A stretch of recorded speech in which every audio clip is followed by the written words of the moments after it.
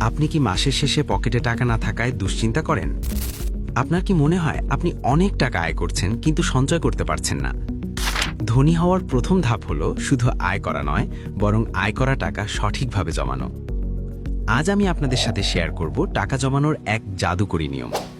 এই নিয়মটির নাম হলো 50-30-20 রুল বা 50-30-20 রুল। এটি বিশ্বের অন্যতম জনপ্রিয় এবং কার্যকর একটি মানি ম্যানেজমেন্ট টেকনিক। এই নিয়ম অনুযায়ী আপনার মোট আয়ের টাকাকে 3টি ভাগে ভাগ করতে হবে। প্রথম ভাগ হলো আপনার আয়ের 50%। এই 50% টাকা খরচ হবে আপনার মৌলিক প্রয়োজন বা নিডসের পিছনে। এখানে মৌলিক প্রয়োজন বলতে ঘর ভাড়া বা ইলেকট্রিক বিলকে বোঝানো হয়েছে।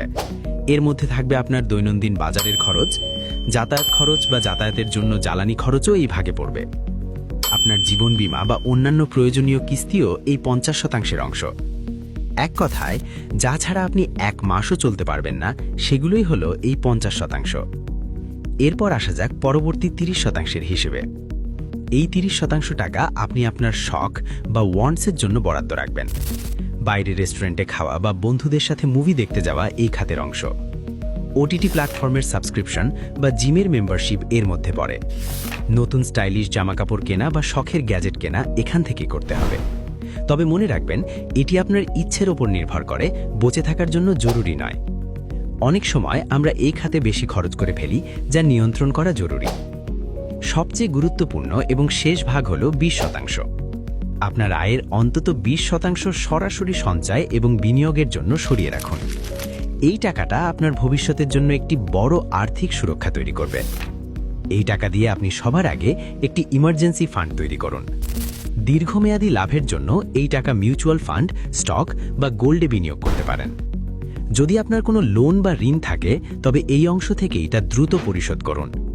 মনে রাখবেন, এই 20% টাকা আপনার বর্তমানের নয়, আপনার ভবিষ্যতের।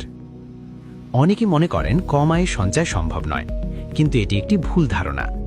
আয়ের পরিমাণ যাই হোক, এই অনুপাত বজায় রাখলে আপনি কখনোই অর্থকষ্টে পড়বেন না। মাসে টাকা পাওয়ার সাথে সাথে 20% আলাদা করে অন্য একটি অ্যাকাউন্টে সরিয়ে ফেলুন। একটি ডায়েরি বা মোবাইল অ্যাপে আপনার প্রতিদিনের খরচ লিখে রাখার অভ্যেস করুন। খেয়াল রাখুন আপনার শখ যেন আপনার প্রয়োজনের চেয়ে বড় না হয়ে যায়। প্রথম দিকে এই নিয়মটি কঠোরভাবে মানতে একটু কষ্ট হতে পারে, কিন্তু 2-3 মাস নিয়মিত চর্চা করলে এটি আপনার অভ্যেসে পরিণত হবে। স্মার্ট মানি ম্যানেজমেন্ট মানেই হলো নিজের টাকার ওপর সম্পূর্ণ নিয়ন্ত্রণ রাখা। ছোট ছোট জমানো টাকাই একদিন পাহাড় সমান সম্পদ তৈরি করবে। তাই আজ থেকেই আপনার আয়ের উপর এই 50-30-20 নিয়মটি প্রয়োগ করুন। ভিডিওটি তথ্যবহুল মনে হলে শেয়ার করুন, যাতে আপনার প্রিয়জনরাও উপকৃত হয়। ধন্যবাদ এবং আপনার স্মার্ট ফাইন্যান্সিয়াল জার্নি শুরু হোক আজ থেকেই।